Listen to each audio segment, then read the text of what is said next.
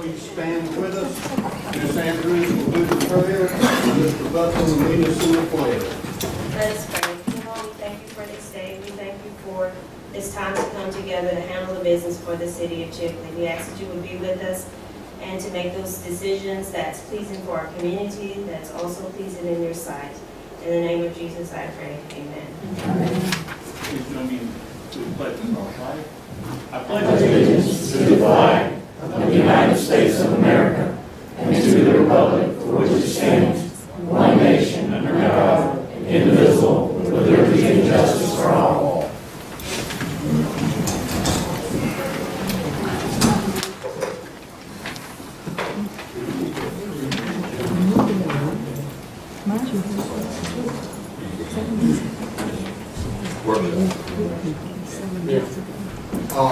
First off, do we have anyone who would like to be added to the agenda?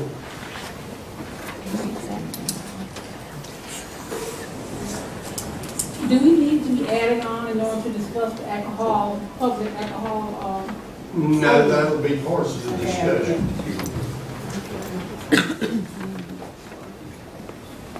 Any of the audience that would like to make comments on the discussion, they will have an opportunity during this time. I mean, I would like for an update on the building. We'll get to that. Sure. Number 10. Number 10. Number 10.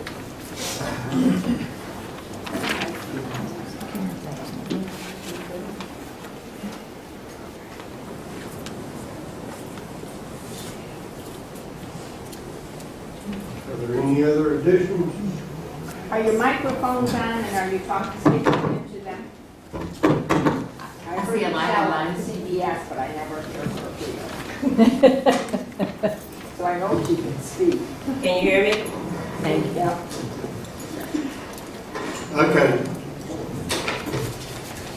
Along with Ms. James's comments, if at any time you can't hear us, tell us to face the microphone, okay?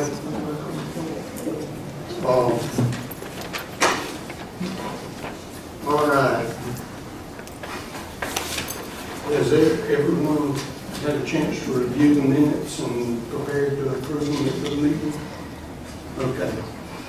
Be sure you review the minutes and we'll go for those at the meeting. Let's go to the administrator and department heads report, and I'll ask Mr. Tate to go first. Yes, sir. Everything's going good. We started baseball this week. Actually, we got games tonight. And just as a comment, I got by out there and saw the reconstruction of the backstops, and that really looks good. I think that was a good plan for the improvements. So, Yes, sir. any quick? Yes, ma'am. I have a question about T-ball. I was told that they were supposed to have a rule about 3 pitches and then go, hit from the Yes, tee. ma'am. And the other some coaches aren't doing it, so it's delaying the games. And then they can't explain to their kids why the other ones can get 10 to 14 pitches and they only get 3. Okay. So that was I'll talk to the coach. That was a They comment, should be so I good wanted to pitches. pass it along to you before it blows up on you. Any other questions of Mr. Brock? And I understand you need to Yes, sir. move along. Okay, code enforcement. Total of 28 cases last month. 10 closed of those cases and 5 from previous month.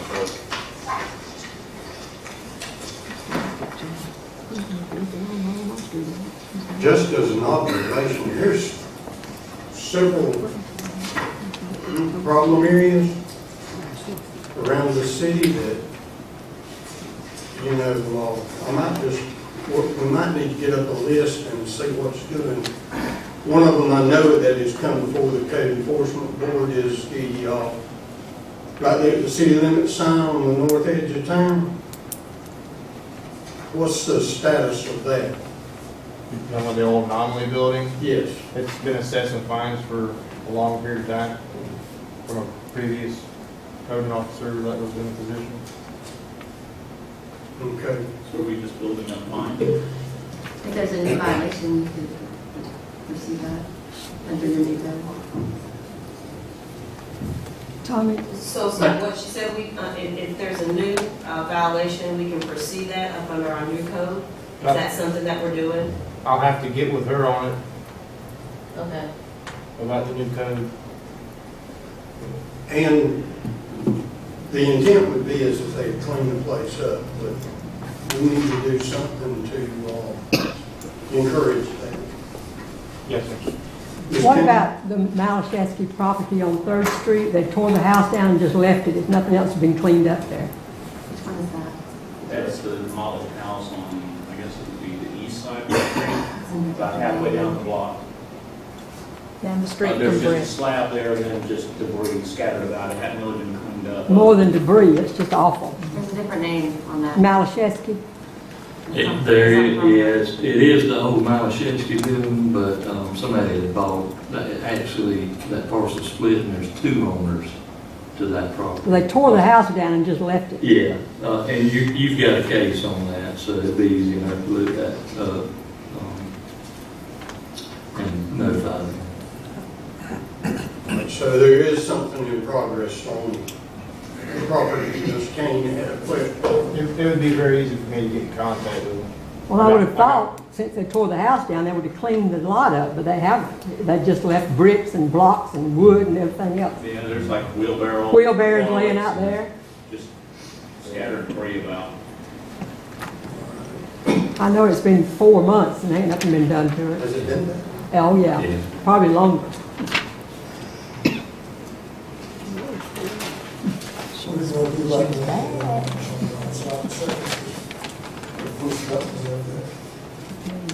Oh, Dick's property? That's, again, if there's a new violation, you can proceed under your new code enforcement ordinance. And But if I understand correctly, that property is being assessed fines also, correct? Yes, sir. From a previous code officer. So, Can we be specific enough on the violations so that you can come back and create a second violation by changing some of the, we added a lot of I mean, we do a additional blanket conditions. violation and it doesn't give us much room to come back and do another violation if we're very specific about it. That gives us the opportunity to come back and address it again and again and continue to do that. Is that what we're doing? Right, we made a very comprehensive change to the code enforcement ordinance. I suspect that there are new issues that would fall under the code enforcement violations. so that's the third property that we just discussed, real violence. Well, and I'm sure there's many more Oh, it is. But you're aware specifically of, three. but we need to start actually pursuing some of these old cases. And clean out. You get everything there. Right, the difference now is that after you've gone through the notice and code enforcement board case, if the board finds that the property is in violation, now the city can go in and clean up after that finding and then assess the cost against the property. But hasn't that anomaly property been assessed and fined and Yes. fined and fined, and we should, But we also changed our code enforcement ordinance and we've expanded the conditions that would be in violation of the county's, the city's code. how do you balance out? If you fine up to $50,000 worth of fine, when can you take the property over? Well, the city could pursue a lien foreclosure on that particular parcel at any time, but we expanded the code so that we had other alternatives for cleaning up properties than just acquiring the property through foreclosure. And that, we may be at the point where you need to get with the attorney and, or the code enforcement board and see if you need to get with the attorney to pursue some further action. We got- Okay. Mayor, may I say something? Ma'am, He's done a really good job on areas, but since he's done a good job and made other things look good, the cases that he has that are bad stick out even more. So I just want to say, exactly. he's doing a very good Yeah. job, but I think what they're trying, you say, is, you know what I'm saying? You gotta keep going now because you've got some that look so bad. They stand out more now. They used to kind of all blend in together. That's what I'm trying to say. He's done a good job too. Yeah. Well, in these cases that we're discussing are extremely old, Yes. and so that was the concern there. So, one thing that the council may want to look at is working with the enforcement officer to compile a list of the properties that we have code enforcement liens against. Bring those to the council's review to consider if you want to pursue lien foreclosure on those properties. Sure. I think the list is a good list. Sir? In the code enforcement, is there an abandonment of property clause? There is now. Okay. Pardon? There is no. Yes, under the new code that we just adopted, or new ordinance that we adopted for code enforcement, there is an abandonment clause. Questions? What is the ordinance number? Mr. Yon, do you know the number? 946, the one that was just approved for property standards? Right. That's ordinance number 946. And it hasn't been codified yet. I mean, it hasn't. It has, okay. So you can find it online now.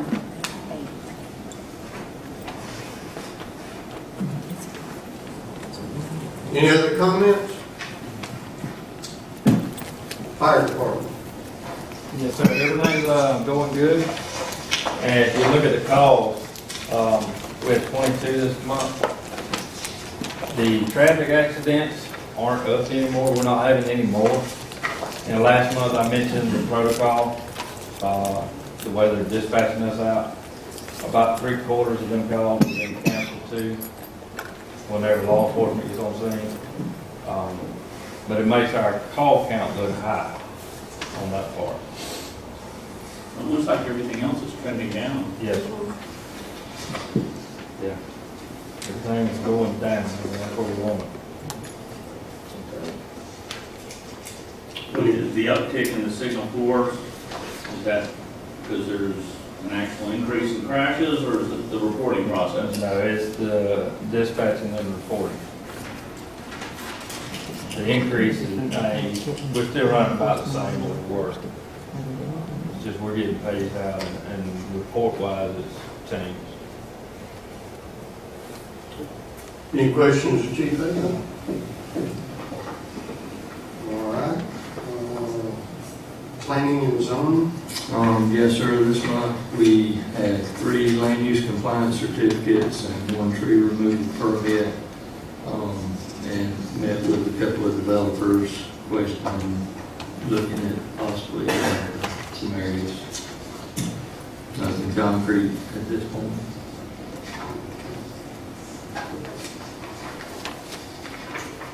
Any questions? Chipley Police Department. Yes, sir, we had a busy month. Everything's going good. We just culminated a joint operation with the Drug Task Force. The Sheriff's Office and our agency culminated in 31 individuals being charged with narcotics sales throughout the county. Quite proud of that. It should be.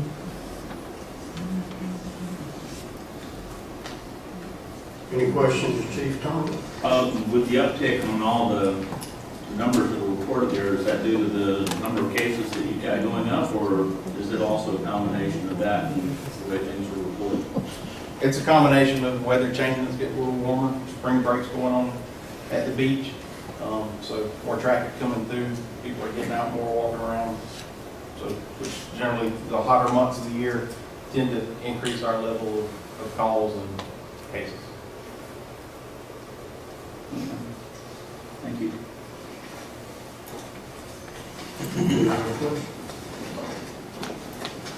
Okay, Public Works.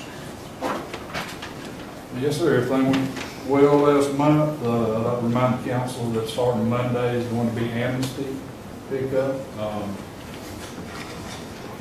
Also, the grass has started growing, so we're fixing to be busy with that on top of everything else. I'd like to give a pat on the back to a couple of employees in the gas department, Tracy Thomas and Tim Wells. Last month, we had our annual PSC inspection of our gas line. And in the interview, the exit interview, the inspector really bragged on them, their knowledge and the way they kept our gas system up. Very good. Very good. Any questions of Mr. Lawrence? I don't know if it falls under public works or if I should address this under water utilities. Ms. Pat, I met with somebody at the AT&T building the other day about, I guess it was a water leak, because there's a huge, did we ever find is this more with public works or the water utility department? I can address it either. Well, it's actually a water meter, I believe. Okay, That's so, the issue. all right. So public works would be water. All right, so is it a defective water meter, or did they actually use close to 10,000 gallons of water? We haven't determined that it's a defective water meter, but I'll look into that further for you and we'll Okay. definitely getting back to you. Yeah, because we were out there scratching our heads trying to figure out where 10,000 gallons of water went, and we couldn't come up with a good answer, so. There was an issue with that water, with another water meter at that location a few years back, so we'll just have to do some. The only significant water use that I know of, other than the restrooms that the employees used, is when they were taking the tower down, they were showering down the roof to keep the welding from catching the roof on fire. But I don't think it's anywhere near that kind of water usage. But I also understand it's been a couple of months since they've taken a reading. So anyway, I just thought I'd ask about that because I'm going to get out there. I guess it's Dale. Might have been Donnie brought it up. Yeah, and neither one of us could figure it out. So. One question I have, the backflow valves, the test on those, how does that proceed? We've gotten quite a few. Now, the actual number, I don't know. We're getting ready to, we're going through the end of this week counting, but we're into we passed the 60-day notice. Now, we've got to send out a 30-day notice for compliance. But we've gotten quite a few more than the past couple of years. Well, when they inspected the one in my office, I had to have it rebuilt, overhauled, whatever you want to call it. Yes. And to be quite honest, I'd never even thought about it until I got the letter from your report. Any questions? Guys, I just want to tell you the employees that you were making reference to. Yes, ma'am. Just hooked up my new gas in January. Yes, ma'am. Outstanding. I'll let them know that. Thank you. Okay. Looks like we're down to water utility. Mr. Cook? Yes, sir. At the wastewater treatment facility this month, the analytical results are attached to my report. We did have one TSS violation for the month, contributed it due to the high flows from the rain event. We experienced approximately 3.2 inches of rain during that 2-day period. What we've received so far for March analytical results are all good. Me and Dan met with DEP on a teleconference the 29th of March to discuss spray field operation. And I'm currently updating the protocol for spray fields. And when I do, I will submit it to them. We had 44 locates, 8 sewer stoppages, and 3 development orders. And we made 1 new sewer tap. Any questions, Mr. Cook? Your violation, is that the high reading on line 19 of the RPK? I'm sorry? item number 19, Mhm. on the, is that where your high reading was, that was the violation? Due to the heavy rains? Okay. If you've got it, it's on the 12th.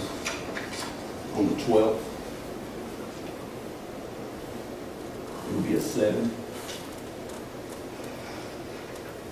That's good.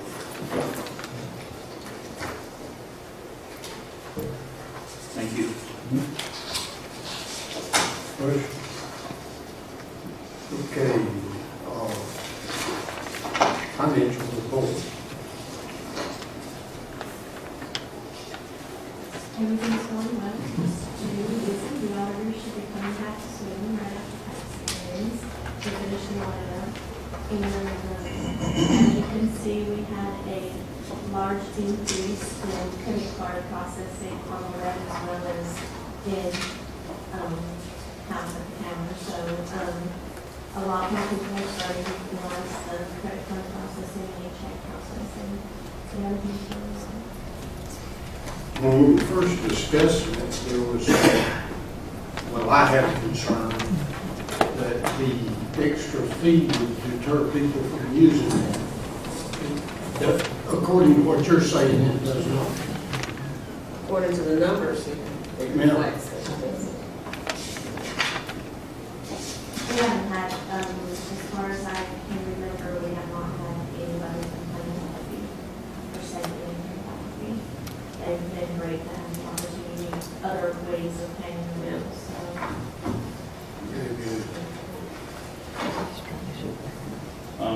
Got a question? I have a question. Go ahead. Why is there a fee? Why? There's, any time that credit card processing or electronic check processing is done, it's done through a third-party company. The city does not see that money does not come to the city, it's for the credit card company. Any credit card company that you go through has a charge. They're all different. Ours happens to be a set fee. What is the fee? And it's $3 for the first $300, and then $3 for each additional $300. And for electronic checks, it's a straight $3 fee, no matter how much it's costing. Number of customers with delinquent accounts is on here twice. I'm sorry? Number of customers with delinquent accounts. Is it normal for us to have a jump of nearly double in the span of 20 days? I'm looking at the bottom. It's 2 different months of disconnects, actually. One just ran later than the other one. But yes, we have anywhere on a monthly basis from 32 up to 59, 60 disconnects, and it varies from month to month. Okay, well, I'm reading 97 to 71, so I guess that's That's about, just, yeah, that's not disconnects, that's just the delinquent accounts, and that's, the delinquent accounts, the 97 is for the month of February, and the 161 is for the month of March. Yes, it just depends on how. okay, that's all I was asking, is this normal for it to jump nearly double like that? Yeah, it's Okay. going to be different, and it's also going to depend on when the report is actually printed. And if we're running late due to rereads or, because a lot of times it's right during the reread process for utility billing that disconnects take place. So we have to extend it out longer, disconnects, so we don't hold utility billing us. Right. Because the same guys do the disconnects. So when you add more days, the numbers go Right. up. I got you. Right. It just depends on when we actually print that listing and so. Okay, thank you. Any other questions? Okay. Mr. Miles. Yes, sir. Skip the first one and go to the downtown park. Really any change to that? The only thing I would say is that, the old building will be torn down, this coming month. So if there's any plan to do anything different there, probably need to be thinking about that. As far as, I-10 utility extensions, the water system is complete. The sewer system is, all the components are in place. They still have grade work and, the schedule work still needs to be done, and they're working on the electrical still as well. The well site, same thing, The main components are there. They're working on grade work, supposed to pave tomorrow on that, so they'll have that done. The water tower, grade work still needs to be done around it with SCADA controls. SCADA controls is one of the last things that happens, and that'll be happening in the week. I had the 11th, but they actually told me today it would be the week of the 16th, I believe, so that changed a little bit. Gas line extension, the cases that have been put in, and guys received quotes on materials and stuff, so we'll be hopefully getting that work done in the near future. The engineer updated y'all at the special meeting on the reclaimed water distribution spray field, and basically going in a different direction on that, and expanding the look at different properties, as well as upgrading the plant with different filtering to allow it to go to drinking water standards, and that was approved at the special meeting. South Fifth Street drainage improvements, then the plans are now 100% complete. FDOT is reviewing for approval on that. As soon as we get that back and get currency on that, we will go out to bid on that. The actual money is not planned until 2019, so there may be a little bit of delay on that. As far as phase 2, that we're 90% on the plans on that, or 98% actually, now on that. So should be going out to bid on that as well here in the very near future. West Boulevard roadway improvements, that funding is not until 2019. The CRA alleyway project is complete now. FERDAP phase 6 and 7 is complete. Surveyors are working on the as-bills now, so we should have that within the next week or two. So we'll submit that to DEP for closeout on phase 6 and 7. Phase 8 have they even started on phase 8 yet? We redone the bathroom. Okay, so a little bit's done on that, but with baseball going right now, that will kind of, ain't a whole lot that can be done while baseball season's going on that, so. Other than that, let's see. Pretty much all that I got.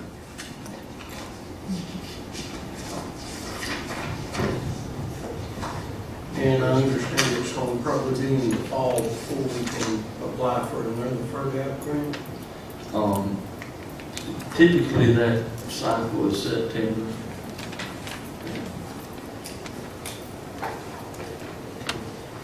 Will we be finished with phase 8? We will, but hopefully we can have it, if, depending on how long it takes to close these out, hopefully we can have 6 and 7 closed out, which will allow us to apply for it. You were talking about Fifth Street. I probably should have asked Guy, has there been any flooding at Old Bond? I know it did flood the day we had, I don't remember how many inches we had, a bunch. 6.5. Yeah, it But it did receded flood, real but quick. Yeah. It's gone pretty quick, but it did flood. I can't tell you how long it flooded for, but it wasn't near as bad as the And back. it wasn't bad at all. Yeah. So, with the portion that we have done on that project has helped dramatically, so we can make a few more improvements that hopefully will resolve that altogether. Okay. Are there any other questions of the department head? If you would like to be excused, department heads can take off.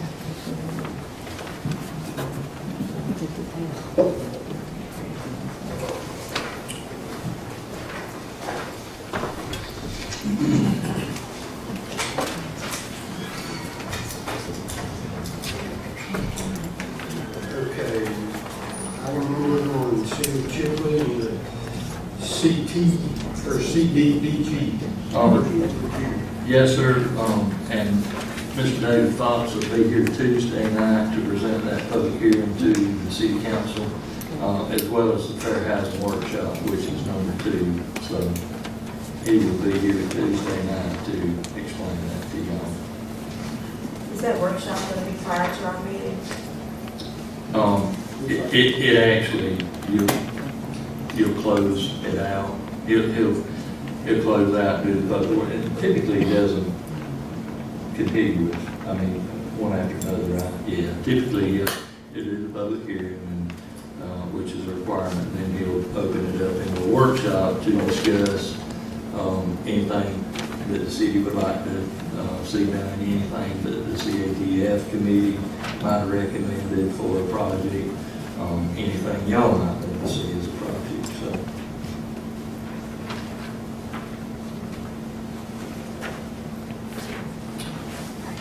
Do we have any, and the way it sounds, our questions will be answered Tuesday night, about items 1 and 2. Yes. Okay, item number 3, Mr. Brown. Yes, sir.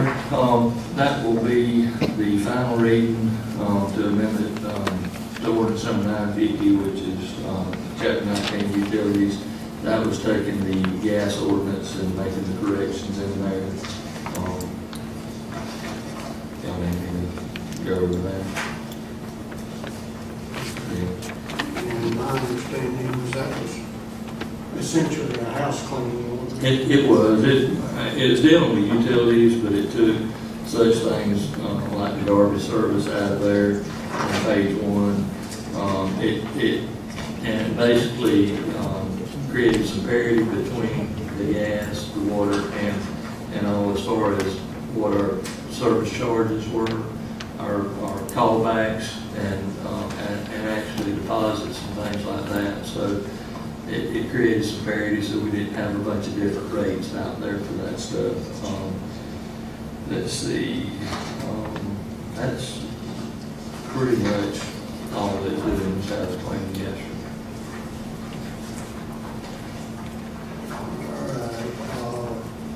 Item number 4, budget amendment. Should Ms. Patty take care of this? Yes, sir.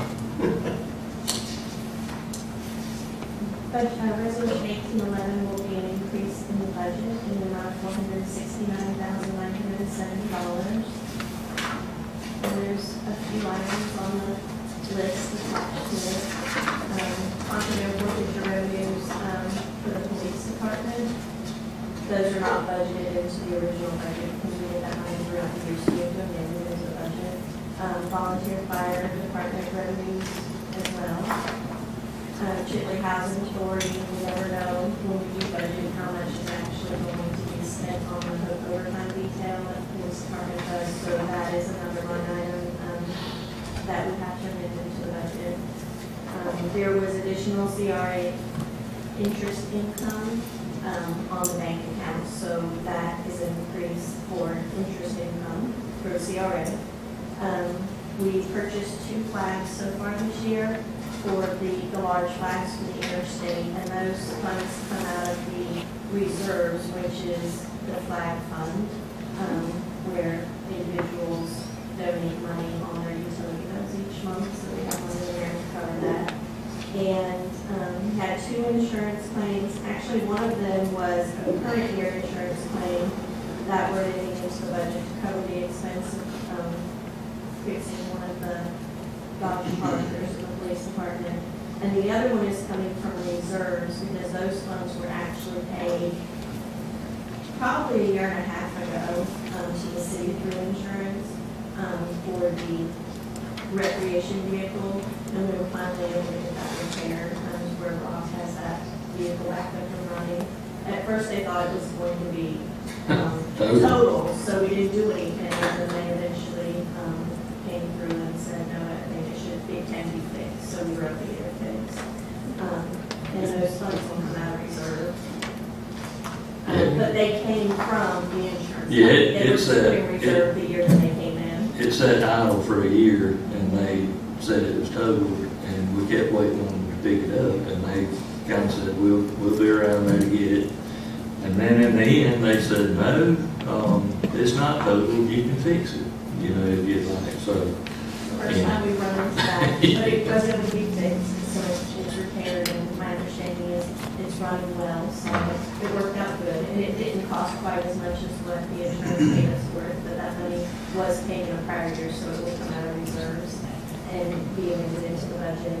And then the next 2 items are for the LP grant, that DEP LP grant, and that is the amendment that the council approved at the last council meeting, where DEP agreed to move funds from 2 of the line items in that agreement to sewer, from water to sewer, because we had a higher expense in sewer and didn't have enough grant funds to cover that. So they did that budget amendment, and the council had approved it at the last meeting. So that's what that $407,672 is. It's just removing it from the project line item of water and putting it in the sewer. And then the last page is the city's portion that's coming from economic development funds for the water tank. We amended a small portion last year when part of the project was done, and then this year, this is what we're amending right now. There may be a little bit more. The total between CEI and the construction engineering inspector fees, as well as the water tank, came to Dan, 400,000. That's I'm thinking that's correct. So this is just another portion of that. And as we move along further through the project, we'll get the balance of that. Okay. All right, let's move along to item number 5, approval to terminate the auction to purchase real property. Yes, sir, Mayor and Council, and this is for the pro property that we looked at for purchasing for spray field. And as y'all know, in the last special meeting, we elected to expand the boundaries and look at different properties, and just quit even looking at the 5 properties based on what the engineer was saying that we were looking at, and hunting land that was more suitable to take care of the needs of the city.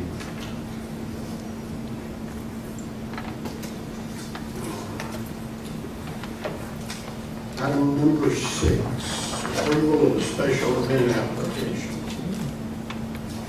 Yes, sir, this is for the Panhandle Watermelon Festival. It will be on the 23rd, actually the 23rd and 24th, but this is the temporary closure, trade permit, and the authority to use the authority to use the thousand mark like I always do for the scene on Friday night.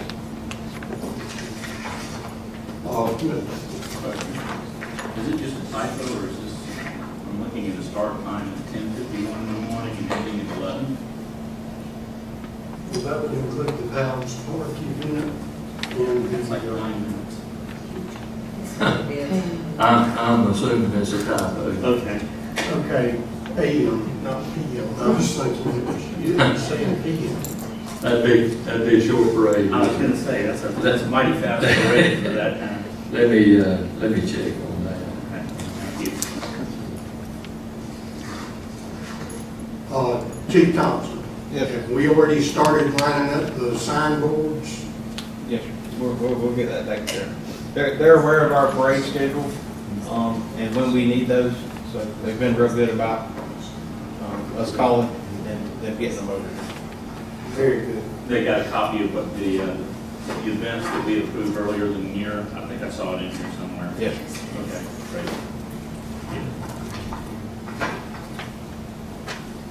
Okay, item number 7, West Point Home Industrial Building lease. Yes, sir. I got a call from Mr. Steve Alford, and he wanted me to go out there and look at the warehouse and what they do, and they, like all other places, are struggling. I think textile manufacturers in general are struggling to keep things afloat.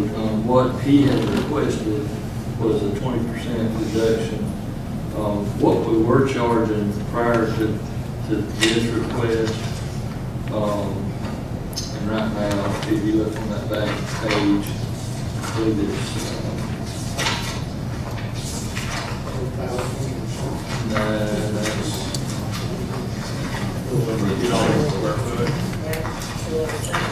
yeah. 207 square foot. They compare it.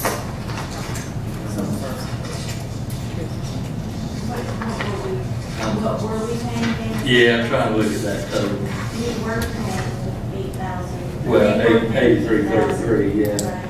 And that's basically what we're looking at, what he's requesting that go back to. Roll back what it was before. Yeah, now, I will say this, as you see what, a nearby town is offering them. I know that to be a fact. And that ain't, I think we need to keep those jobs here if at all possible. They don't want to leave and we don't want them to leave, so, and if you remember, some of you may not. I know Linda would remember this, and probably Cheryl too, but 10 years ago, we got a letter from West Point saying they were gonna close the doors. Yep. And they've managed to keep it going, so, I would recommend that we do this, just to keep those jobs here. Well, isn't our, shall we say, payment on the building based on how much rent we collect? Well, yeah, in a sense, we pay 49%. Goes to PTO. And then we have administrative costs and insurance. We take care of the sprinkler system, and building maintenance as well. So we don't make a whole lot of money off of it, but we do make a little bit that we put into economic development. So, It would be better to do that and keep them here than to have your fireworks. You could forego your fireworks. Amen. And they're asking for, by my math, they're asking for a reduction less than what the nearby town is willing to charge. So, yeah. You knew who it was, The but amount that we're collecting from consumers is 8,333.34 before we had it increased to 10,333.34. But what they're actually requesting now with the 20% reduction is a little bit less than that, so it's 8,266.67. Keeps jobs here, keep people employed. So no worries. Now, as you said, the jobs are worth more than that to the city. Absolutely, and I agree with that. Probably the next step, I'll get up with Steve and talk with him and get his attorneys to draft up a new agreement on that. So the next step would be the council actually approving that agreement, changing it to that.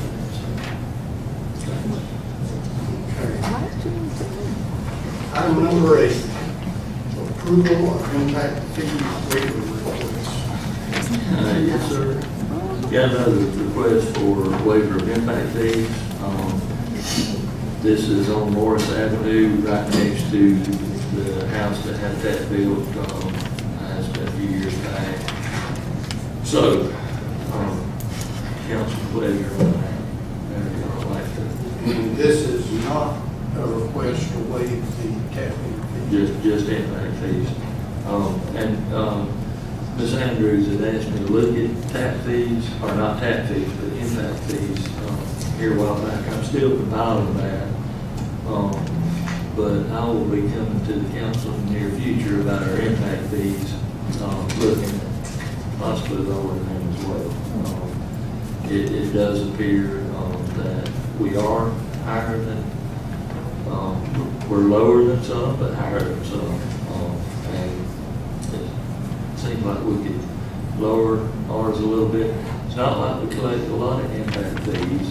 Those fees are utilized, believe me, and they're needed. But at the same time, I think you can look at it from the respect of, to have lower taxes off of a place that's built because of, impact fees being what they are compared to going to another town and building because theirs are lower.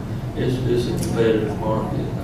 We need to get in line with what some of the others are. Okay, when you get all those together, let us have a look at. And I'm about there. Yeah. What the surrounding areas. Think of your team then, bring it back to us. Yeah, I think that.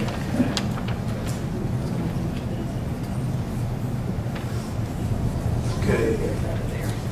Item number 9, alcoholic beverage ordinance discussion.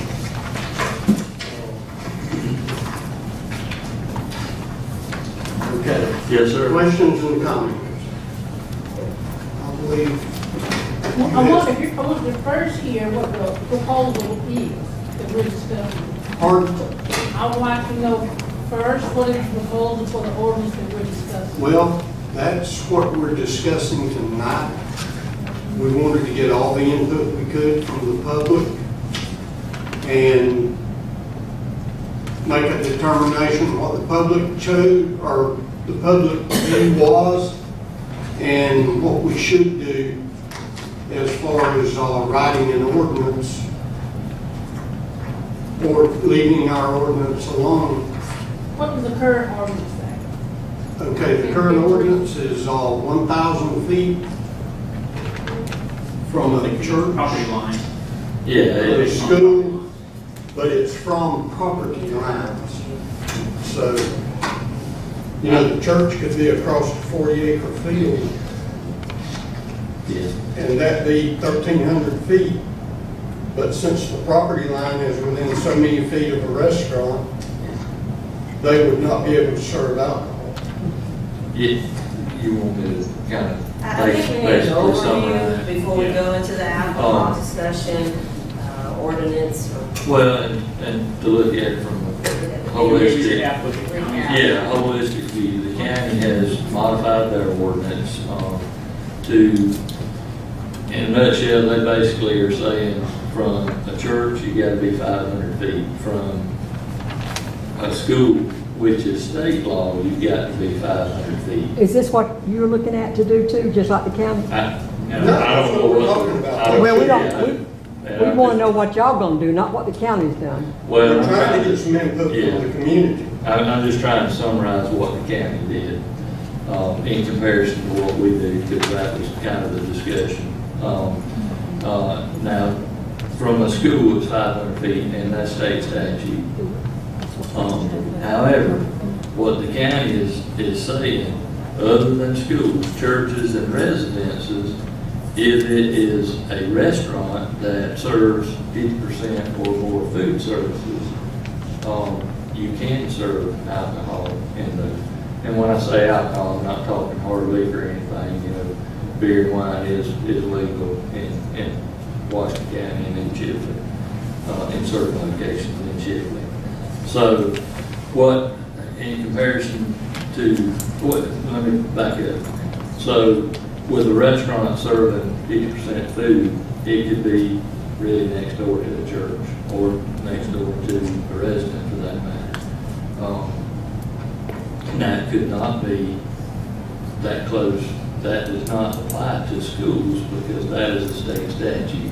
So it has to be a minimum of 500 feet from a school. The county looked at that. The county also changed the method in which they measure. Right now, the way we measure is we look at the actual parcel, and it is within 500 feet. I might be quoting that exactly wrong. We kind of look at it from property to property. They're looking at it from nearest access. So if you had to walk down the road and then down another road, they look at it like that instead of the way the crow flies. So we look at it the way the crow flies, and they look at it however you have to travel. What the city requires is 1,000 foot from a church no exemption, no exception whatsoever. It's 1,000 feet from a church or a school. And from residences, it's 300 feet. Now, the only exception that I know of is for residences, at least 2/3 of the residences. In other words, somebody could come in and petition to have the ability to have a restaurant to serve alcohol in their establishment. If 2/3 of the residents said, we're okay with that, then they could serve it. If they objected, then they couldn't. That's the way our ordinance is written at this time. One of the comments that was made to me, though, is some people are confusing this with a wet-dry issue, and it has nothing to do with that. That has to be passed by referendum countywide. Can I say something? That's the reason I'm here. I'm looking to buy a building, purchase a building in the downtown area. Could you come up and give us your name? My name's Nick Rickman. I own Fusion Praise Catering inside of Mariana. And I've been looking at several buildings in the downtown area. And I actually got close to making an offer on one of them. But that's one of the issues that's handcuffed me is there's a church, within the proximity of what y'all are talking, 1,000 feet from any of these buildings. And that's what we're looking to do is, have beer and wine, not hard liquor to serve with our food. The type of food that we're going to bring here, would definitely, somebody would want to have a glass of wine at least with the type of food that we're talking about bringing. And currently, all three of those buildings, and it is in the historic district, and that's kind of where we want to be. We have a kind of a fond feeling for historic buildings and older architectural. And there's a lot of beautiful buildings here in Chipley, and some of them are dilapidated. It's kind of sad to see. And one of the buildings we're looking at was built in the 1800s, but right out the back door of it is a church. So that's the reason I came here, was kind of to listen to where everybody's vision is on this, and an agenda on it. Because it's definitely going to affect my decision to bring my business here. So. Can you specify the area he's speaking about? Could you specify the area? It's in the railroad area right there. Railroad train, the downtown area right there. Downtown Chipley? Yeah, downtown. Railroad area. And so it will be the type of business that we're talking about bringing will bring a lot of attention to Chipley. I'm not going to sit here and brag on my business, but the type of business we're bringing, there's nobody in Panama City, Tallahassee, or anywhere around here that has the type of food that we're going to bring here. So it will be a good thing. We want to run a clean business. We're not looking to open up a juke joint. We're looking to open a restaurant up, just to be able to somebody come in and have a glass of wine. And like I said, I've been hashing this over and mulling it over, and that's just one of the things. The building is very attractive. It's charming, and I've always been compelled to go ahead and buy it anyway. But that's really going to handcuff me to really attract the type of clientele that my business is there. To be quite frankly, I'm a award-winning chef. The last 2 years, we've come in to the top 3 at the World Food Championship. There's no other establishment. Panama City can't make that claim. You hear award-winning. There's a lot of awards to win. Nobody in this whole region, has the credentials that we do. And we would like to bring that to Chipley and just have an opportunity to be heard. And where are you currently at now? Is that Mariana? Yeah, Mariana. Downtown Mariana? That's where your? Well, I have a food truck currently that we operate out of. We do a lot of on-site catering, you know. So we're looking to expand from that. You know, we've kind of outgrown that. And, you know, we've looked in Dothan, we've looked in Panama City, and we've looked locally in Jackson County. We just hadn't found the right fit. And like I said, there's 2 or 3 potential buildings that we feel wholeheartedly that we could bring something to this community, very special, very unique. You know, it would be something, like I said, we would bring an audience in from, miles out, hundreds of Mind if I miles. ask you what you're talking about? What kind of food? Something well, I don't want to reveal yet. Well, we would actually, we're going to do steaks. It would be kind of a hodgepodge of different cultural cuisines. It would be Italian, Cajun, and French are the 3. Those are the 3 main types of things that we would do, and some contemporary Southern stuff as well.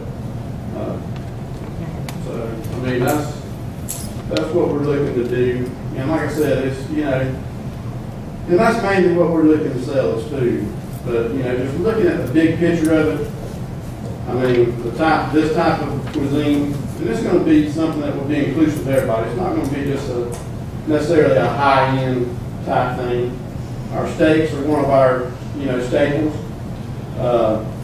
We would have different tiers of meat on there, offer a lower type, a choice grade, prime grade, and a Wagyu grade. That way, if somebody wants to come in and, they don't want to pay for $25 or $30, but they're used to paying at a normal steakhouse, we'll have something for them. But if somebody wants to come in and order a $200 steak, we certainly will have that available as well.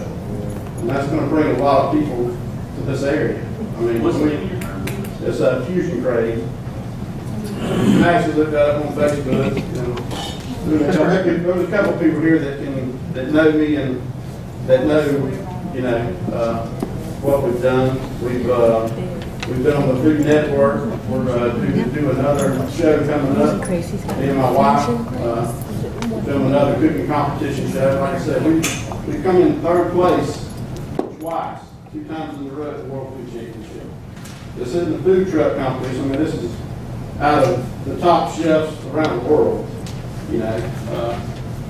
This past year in the first round, we were first place ahead of 1,600 competitors in the first round. I mean, it's a 10-day long event, and we wind up, 3rd place in that. So, like I said, we have, we've kind of outgrown our business where we really can't advertise it because our business was already, just off of us picking and establishing our business locally. Before this competition, we already had a full plate. So we're at a point now where we really can't, we haven't done any newspaper advertising other than, than just advertising on our page because we're not ready for that. But once we get in place and get somewhere, we're going to have an extremely big following. And it's going to be something that no other town is going to have. I mean, you have, in Destin, you have these restaurants that have celebrity chefs like Emerald, Paula Deen. There's not a world award-winning restaurant anywhere in Northwest Florida.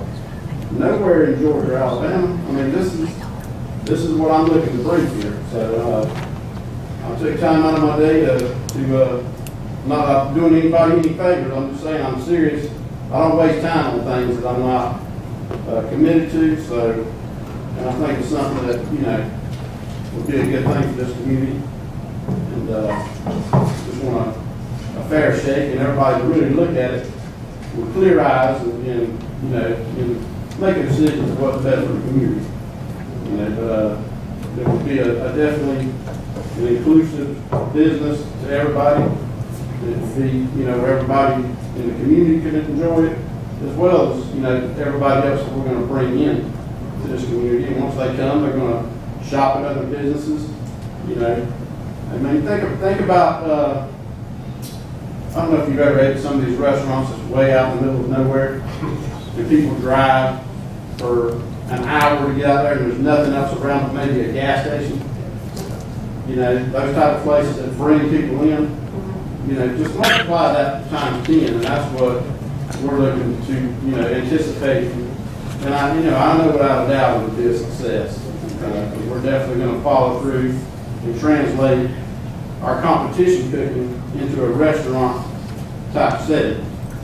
And like I said, and the historic area has definitely got our attention.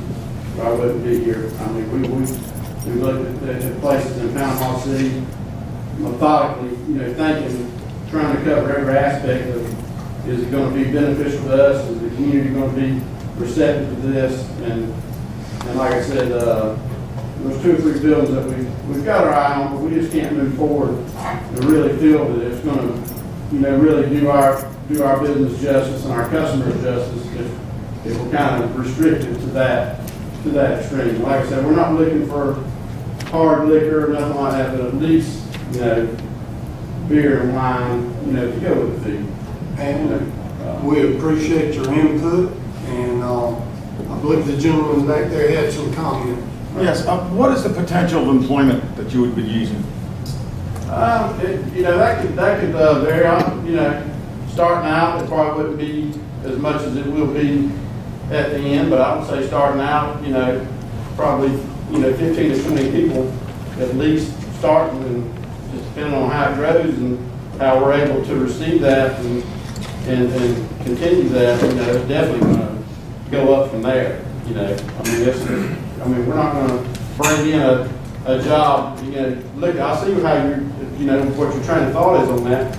You're looking at how many jobs that we're going to bring, but looking at the big picture, you got to look at what impact our business is going to have on this whole community. Right. You know, when these people get here and they're waiting to eat, because, you know, that's going to happen. The type of food we got, I mean, there's nobody around. I mean, this is going to be a restaurant that, you know, that's going to be, you know, it's going to have a great impact on this business. And it's going to have, you know, it's going to help other businesses out. Have you been on television? Yeah, okay. I thought I saw you. Okay. Yeah, you can go to our page, Fusion Crazed. I mean, You've been on like the Food Network or something like that? yeah, they had an episode on there. We're actually going to film another one. Me and my wife are going to do it, because she does the cooking competitions with me. We're actually slated to do another filming with the Food Network up in New York later on. They're doing a show, still in the concept phase, so doing a brand new show where they follow teams around that does competitions and kind of monitor them. I mean, you know, like us against 4 other teams that compete, and then at the end, whoever finishes the highest, you know, that's what they do. But you can go to our page, Fusion Craze, on Facebook. It's spelled with a Z. You know, Fusion is normally spelled with an S, but it's spelled with a Z. You can look it up, and you can see a lot of where they filmed us and in our competitions the last few years.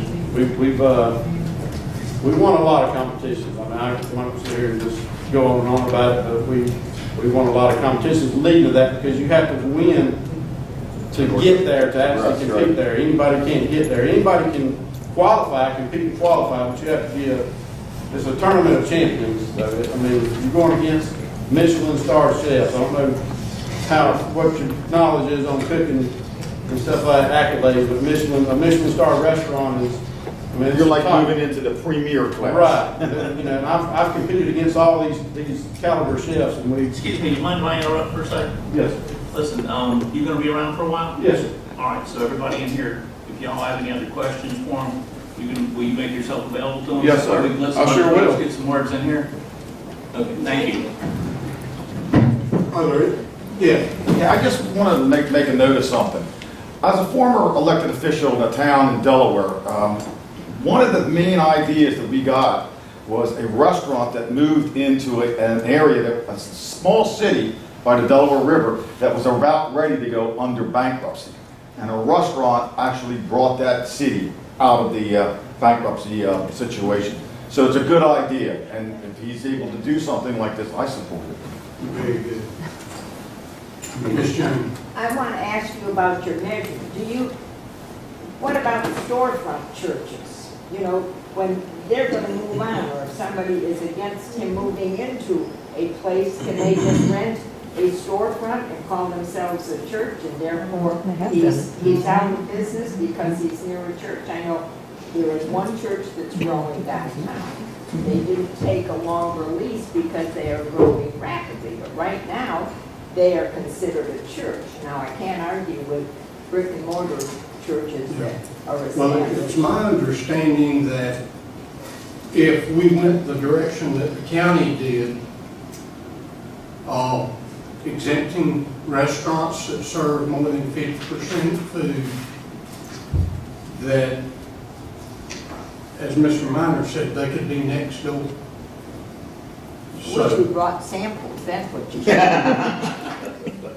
Well, but like I said, that's the direction the county went in. And, you know, it's at least worth consideration. So once he opened up, even though a church moved next door, he could not be made to leave. Yeah, I wouldn't think you would be able to set things up, because you could have anybody open up in a hole in the wall within that radius of 1,000 feet that we're talking about from the front door. And I'm not saying anybody would do this, but there are going to be people out there that, with the intent to shut things down, that will sponsor putting something in within that radius if they thought they could get away with it. Well, and like, Well, don't the ordinance cover that? yes. Okay, that's what I'm saying. So if you have something already established that you can't be within so many feet, if the church comes in, then you violate it. No, they're just going to have to accept that, because it's an established. What we're looking at is, if a restaurant came in and they were serving beer and wine, and let's say 200 feet away, maybe downtown here somewhere, somebody had a piece of property that opened up.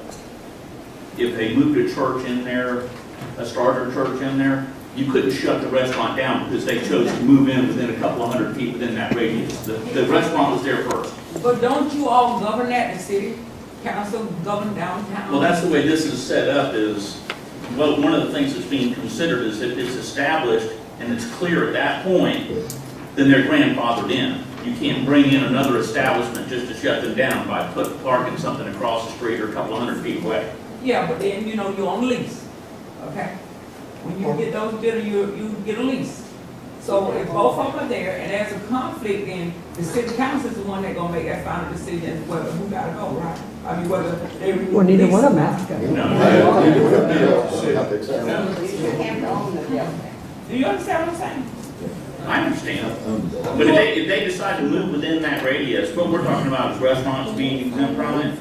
If they choose to move within that radius, then they just have to accept the circumstances. If they're exempt, a church could move in next door technically.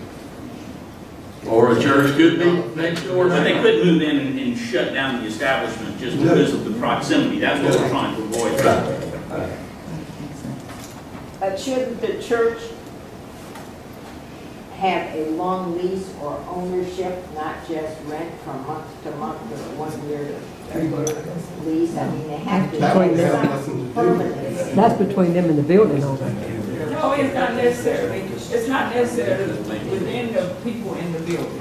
I'm trying to make you understand, okay, like if, okay, you got the restaurant already, the church moves in, next door, okay? Now, you lease, right, you lease these buildings, okay? Right. So the next, when the lease is available, it comes up again, then the city can refuse to. No. City don't own the building. There's different statutes in all these ordinances that you have to read and go by. I understand, that's why I'm asking now, I didn't think I wanted to get it from you all.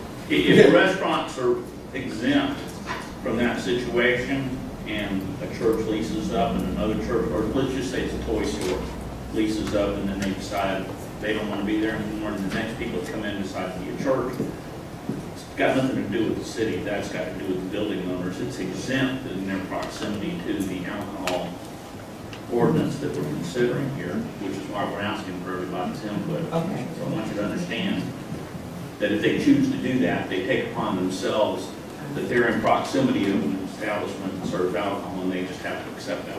I got it, but see, I was under the understanding that the buildings were controlled by the city. No.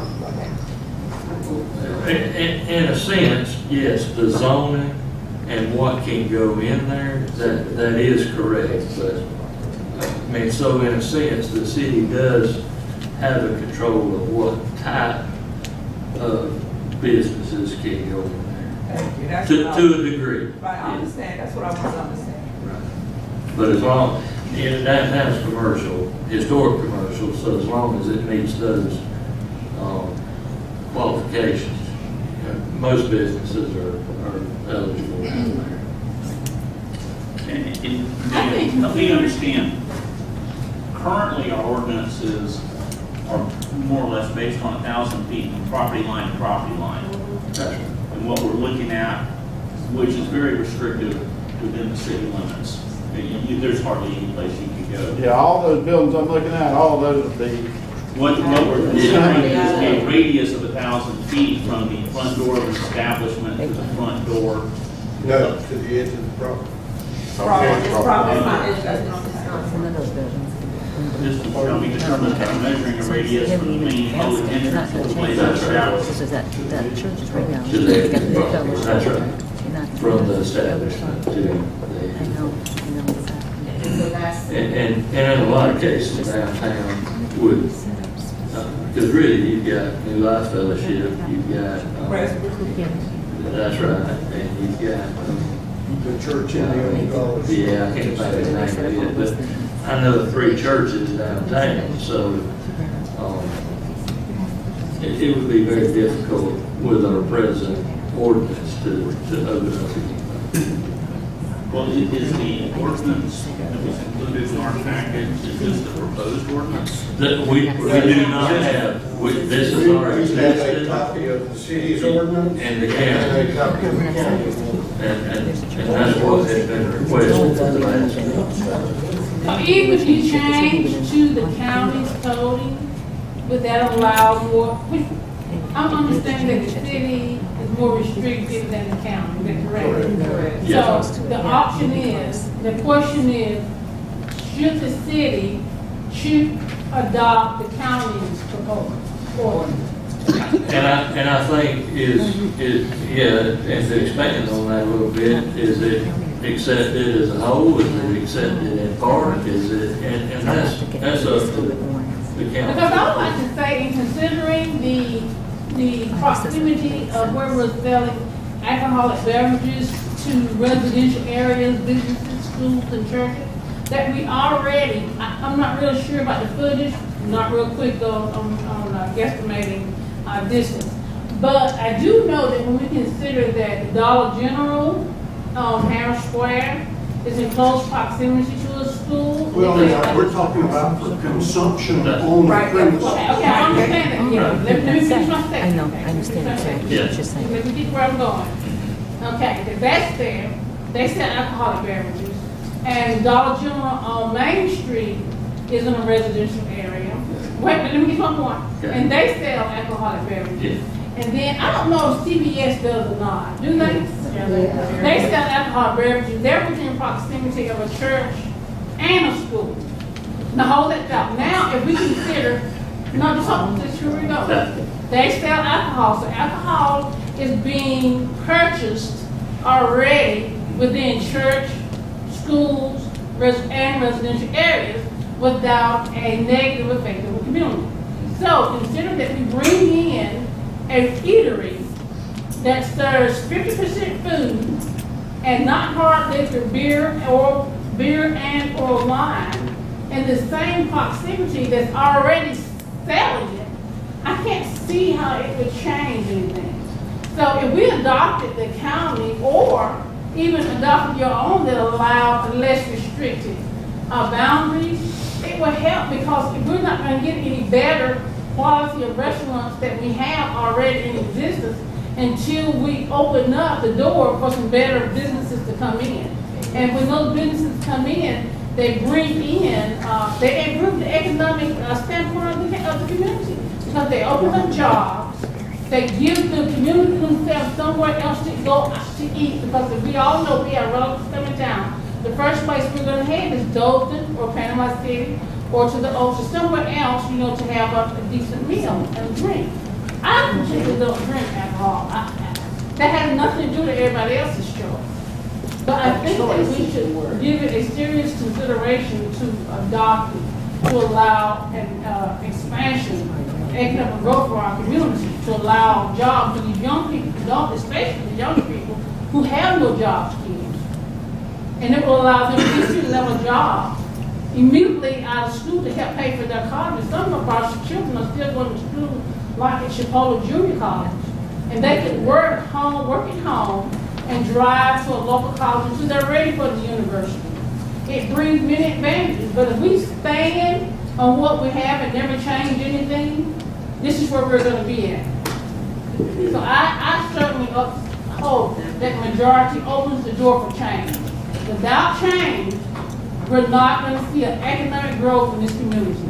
And when we speak on a religious standpoint, because that's generally the argument, that the religious standpoint, I don't, to each their own, but drinking alcohol, not consuming alcohol has no effect on her if she decides to consume alcohol.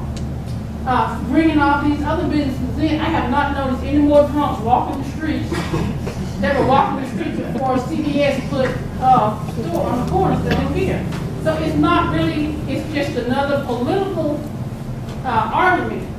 But realistically, we need to bring some economic growth. And without change, it's not going to happen. I think what we're trying to accomplish here is some clarity in what we're talking about, because I'm a big believer in say what you mean and mean what you say. And when I look at the current statutes, there's some ambiguity there. It does say within 1,000 feet of a church or a school, but and I'm looking at it, and it's mentioned 3 times here. It says the distance, this is the city ordinances as they currently are. The distance shall be determined by measuring a radius from the main public entrance of the place of establishment. Doesn't say from there to the door, to the structure of the school, or to the property line. It just says 1,000 feet from the front door to where? It doesn't say it.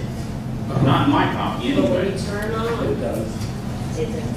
And we need to get some clarity on that. Now, in contrast to what the city ordinance has, to what the county did, the county changed theirs to say the way they measured is following the shortest route of ordinary pedestrian travel along a public thoroughfare from the front door of the place of business to the front door of the church. Who measures things like that? I don't. I do. My wife and I, we purchased. Falls within the radius. Okay, so the current one that we have is measured from the front door, let's just say a new restaurant, to the property line. And what the county has changed theirs from is from the front door of that business to whatever the most commonly traveled route would be, if you go from that to another business or a church or a school. I don't measure Can I make things a like that. statement? Does it actually matter? My wife Kim and I purchased a restaurant here in town back the first year, Casey's Pizza. We're undergoing a renovation of that property now, and hopefully be open soon. But does it really matter if it's 1,000 feet?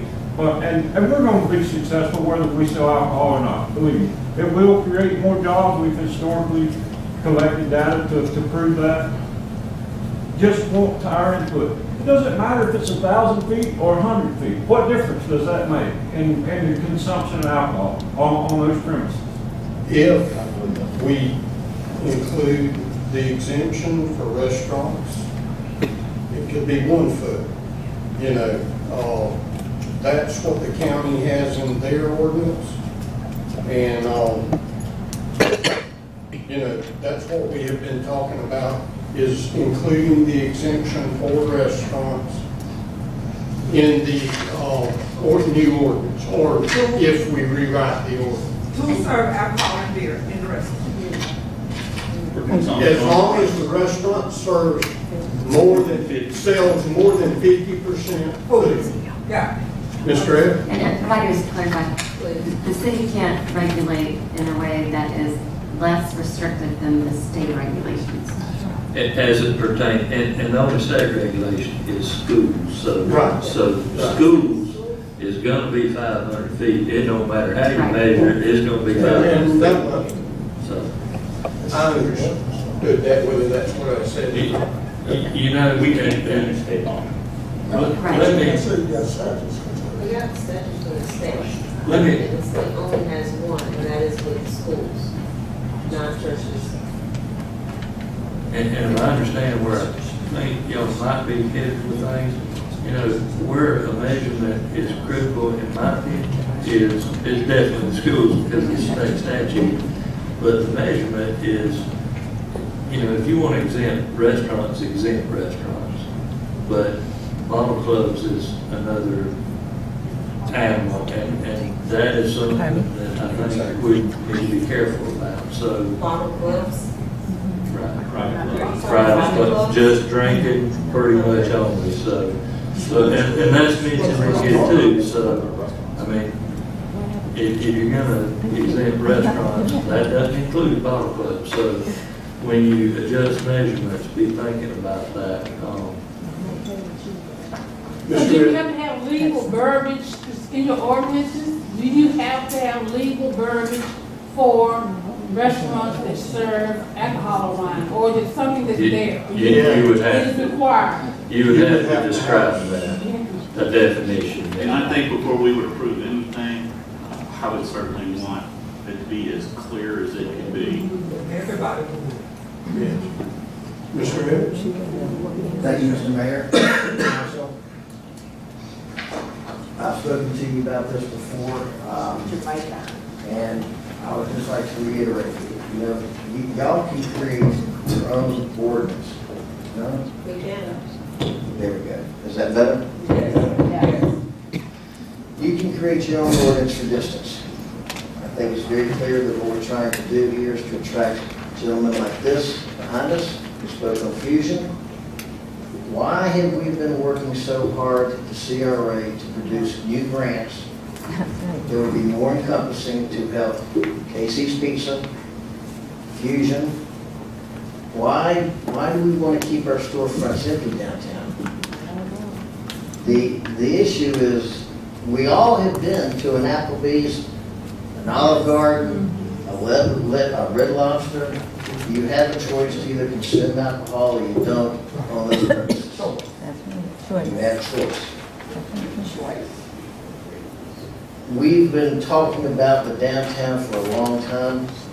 When the former mayor was here, this council, we just opened up with new grants, which we have already been giving out to do more work in the CRA area. It's a good start. I would propose that if we do nothing, we get nothing but the same that we've had for the last 30 years. 40 or 50. Mr. Reed, you've been downtown a long time, my friend. You've seen when it was good days, and now we see what it is today. If we can allow restaurants like his to come in, and it brings people into downtown, do you think it might have a little effect on nightlife downtown? Maybe we'll get traffic downtown? Maybe there'll be somebody that wants to take some of our grants and convert the second floors into apartments so that you have people living downtown. I just say this in all candor. To do nothing is to ask for more than the same. But if you want to be proactive and look at doing things differently, you know, this is a way to go. People have a choice they have to make individually where they consume or not. But to tell them they can't because we decree it, I don't think is necessarily fair. And the city needs a downtown. It needs business downtown. And as this lady said, it's going to create some jobs. Now, we know that restaurant jobs, hospitality jobs are not the best jobs, but it's a start. It's a start. And at the end of the day, I think that y'all have seen me come here for 12 years now. And we've discussed openly and honestly where we are, and we've all talked about where we'd like to go. This is a step. This is a step. You have decisions to be made in the future that's going to revolve around the alternative route. We need to have a vision going forward with downtown. I want a dialogue between the CRA and the city and the public in the CRA. What's our view? What's our vision? Because if we don't plan today for tomorrow, there will be no tomorrow. It will be just like today. That's all I have Much to say. like you're talking about with the grants that you brought before us, which was a great move in the right direction. That is true. They're going to have a limited impact if we restrict the kind of businesses that we will allow. to come That is downtown. correct. You're only climbing half the tree. You're only climbing half the tree. You're not getting to the fruit of the tree. You're climbing half of the tree. And some of the building owners downtown might be a little more motivated, in my opinion, to apply for those grants and dress up some of those buildings and address some of those problems that they thought they might get a tenant. Correct. More long-term and could bring some more jobs and more established for like a restaurant or something like that. You know, we all know that at 4:35 o'clock, downtown's gone. We know it. I mean, am I being honest yet? I can buy my car at 4:30 in the afternoon. And you won't get hit. And I won't get hit, that's exactly right. You won't get hit. The point is that Chipley's a small town, with a small tax base, you're losing population, you lost ad valorem, your ad valorem are not growing. Can we think about doing something differently to change it? That's my candid opinion. As a CRA director and economic development director of this county, is that if we want to move forward, we have to move the needle. Because it won't move forward without moving that needle. I'll answer any questions that you may have. Well, that's the whole purpose of bringing all this up and having a discussion about it, so we can get some input, because there's always two sides to every story. And y'all can write the ordinance. You've got a copy of your ordinance, you've got a copy of the county ordinance, you can have that young lady right there, your city attorney, write a new ordinance, you instruct her what to do, she writes it, boom, have a public meeting, approve it. But let's do something different than what we've done in the past. Thank you. All right. Do we have any other comments? I'm gonna make one. Yes, ma'am. The last several planning and zoning meetings we've had, I made the statement, and Dan might have fell through the seat, but we're gonna keep sitting here on our seat of do nothing till Chipley dries up and looks like Graceville. That's my personal opinion. I've been here all my life. Well, And the downtown Chipley area stinks. The ones that say they don't drink, Sir? the ones that say they don't drink hard liquor, they have to go to Jackson County. It's called a choice. It's Some called a one right choice. there in Triple Drive. Bonifay even. Well, you need to keep in mind too, this is not like Tommy mentioned earlier, this is getting confused with the wet dry issue. This is not. We're not talking about setting up liquor That stores. hasn't got anything to do What I'm with addressing this. is that, just like you presented about the restaurant, you need something like that. The revenue going somewhere else. Yes. We've already got restaurants here that serve beer. Yes. So why not make it so others can if they want to?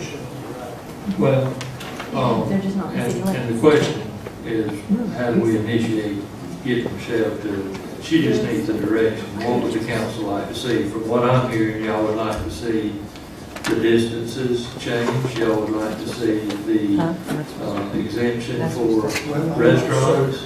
So concerned about the distances, because that really would only pertain to shall say bottle club. But if we're looking at our ordinance and we're looking at. Not if you look at all the property, all the property. That's not exactly the case. So they go get just on the ballot to bring hard liquor in?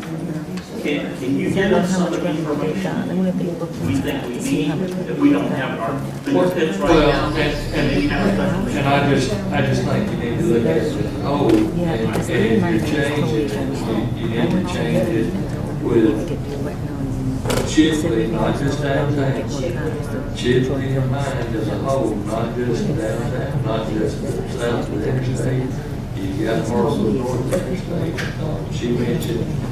She mentioned Harold Square. Well, Harold Square is right there next to a school, so you can't. But there is some vacant properties that may fall within the measurement, if your measurement is. Okay, so you're saying we need to address the measurement I'm just also. saying, you need to look at all that. I mean, look at all down. Think about All the aspects properties. of it, and our decision needs to be thought through and deliberate. If you're gonna make a change, you don't wanna exempt out somebody because you miss. It doesn't need to be a knee-jerk reaction. On this conversation, as economic development director, I would say that it needs to be citywide, not area-wide. What you're trying to do, you're trying to put a sign that says Washington County and the city of Chipley is open for business. That's what you're trying to do. And as you put water and sewage down the interstate, and you take in these properties, they will be on your tax rolls, and y'all will annex some, I'm sure. The rules have to apply for the same, it's like a family. You can't tell this child this, and that child he can't have it. It's got to be the same. It's got to be universal, so that you have everything being equal across the board, so that this guy says, well, I can only go here instead of going there, and they want to go over there, because the rules are the same. They get uniform, that's what I'm saying. That's what Dan is saying, and that's absolutely correct. The ordinance must apply across the board, throughout the entire city. And I think the whole thing could be resolved if you say, you know, the drinking has to be inside the establishment. And that's the point, ma'am, is because we're talking about primarily restaurants, and they can only sell alcohol if they have 50% plus sales. Right. So they can't, if they had 70% of alcohol sales and 30% food sales, the city would shut them down. Right. And they can't sell alcohol for everybody to go out and hang out in the parking lot either. That's right, you're not gonna have people hanging out in the parking lot drinking. So what's the direction that we're trying to send? Essentially, the county's ordinance from what I'm getting right now. I would We're trying to. rather that we don't just, Pardon? I would rather that we don't just, Pardon? I would rather that we don't just adopt the county. Oh, no, along the line. Yeah. Like what? I would like some clarification on one of the provisions that hasn't been discussed yet, and that is the restriction on a location that sells alcoholic beverages from another location. There's a restriction on 500 feet from the one business that sells alcoholic beverages. It can't be within 500 Is feet that of in another. the county's ordinance? No, it's in yours.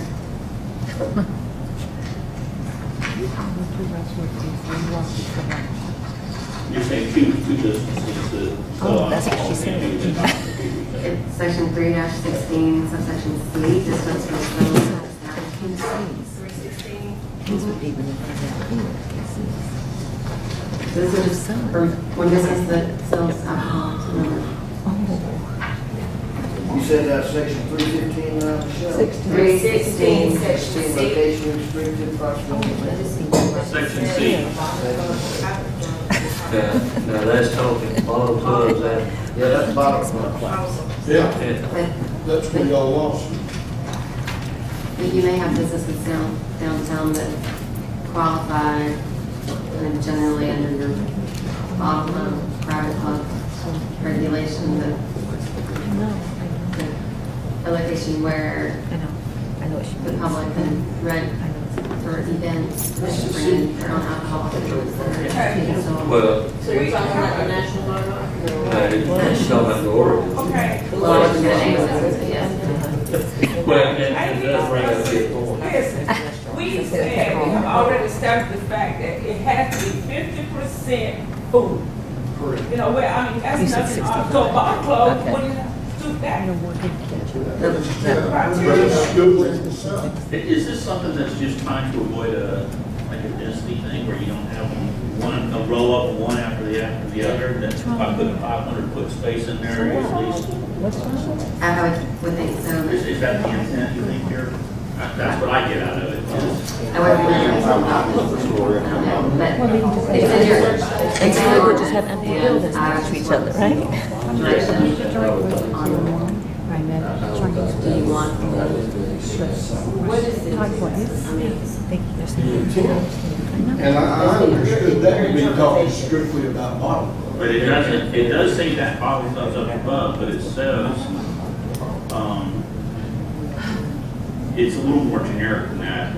Basically, you can't, any place that sells, offers, or keeps for sale, or receives cannot lie within 500 feet of another establishment. That could be two restaurants next to each other. But if you exempt restaurants, that takes that out, but you're talking about. And we're talking bottle clubs only, if I understand that. So is it safe to say that you all probably need more time to review the ordinances and the laws before you bring it back to the public? And when you're considering that, and maybe you could also consider when you make your final decisions, the potential for growth, you know, we're limited so that whatever ordinance we make 10 years down the road, it still allows for growth. I would like to see a punch down list of certain aspects that we need to Right now, you are, consider. Just have a deliberate, thoughtful process. And then maybe at the next workshop, you all can present potential, at the next workshop, you can have something more definitive to bring to Do a us. special workshop so we can figure this out Yeah. once and for all. Michelle, have you heard of that? To start with? Well, why don't we do that? And we'll get a draft copy first. Starting point. That'll give us some, for a special workshop. And, you, Mr. Myers.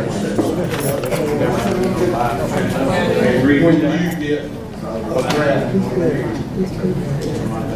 Can I ask, could you tell me approximately how long it will take before y'all will have a meeting to vote on the situation at hand? If we had an ordinance prepared tonight, it would take a month or two. Well, you had to do, typically, the that's first what I'm read, second saying. read, it's Well, I'm gonna just trying to be get 2 months. clarification as to how long Yes. we would expect to have a ruling on it, Right. or a vote. Once we had something that we agreed on, and they had the multiple readings, once we had something hard that we've all agreed on and we want to push forward, it would be, what, 2-3 months? It would take at least 2 months. And with what we're asking Michelle to do is to start gathering information. Of course, I would say that's at least another month thrown into the mix, so. So you're But looking at gather 3 our months? information, because I don't want to go throwing out a new ordinance. I'm not in favor of writing new laws and ordinances just at the drop of a hat. I think they ought to be thought out. Because once you get something in place, you can't get rid of it. Yeah, but right now, it states that if the restaurant is selling 50% food, then he can actually sell liquor.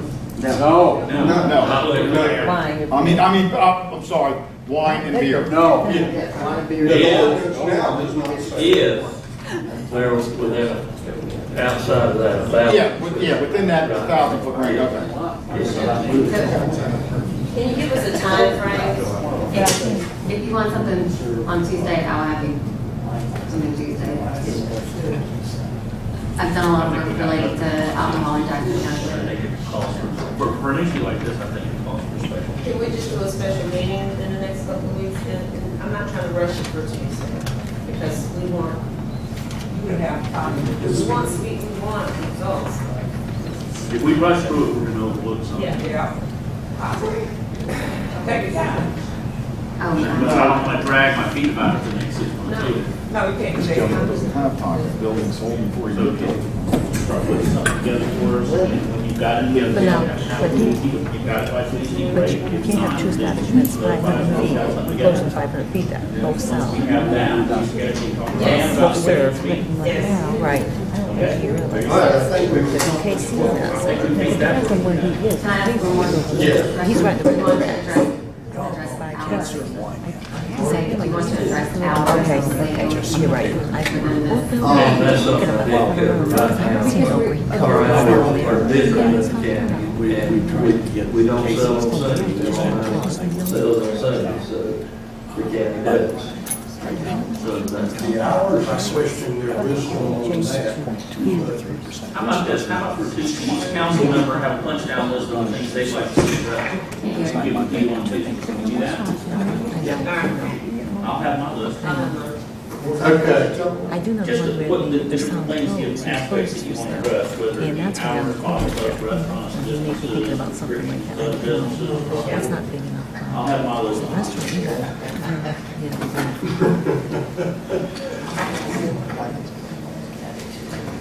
Okay, mine go to the building.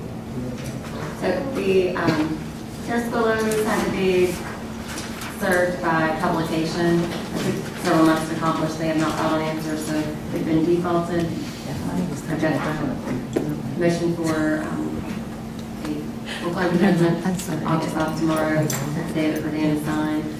Because they've been defaulted, they're not entitled to file an answer at this point. Sometimes the court will enter into judgment without a hearing. This court requires a hearing probably 3-4 weeks out from the hearing date. And then when the judgment is ordered, foreclosure sale will be set. It should be about 20 days out from the date of the final judgment. And there'll be a foreclosure sale. If no one steps in to purchase the property, the city would bid $100 and then are entitled to longevity. Okay. So in the end result is that the ownership of the moving building will be with the city of Chipley, because that's been a question. Unless someone bids above our judgment amount, and it's pretty significant. That's what I need. Any other comments? They did, they all. Then this meeting is adjourned.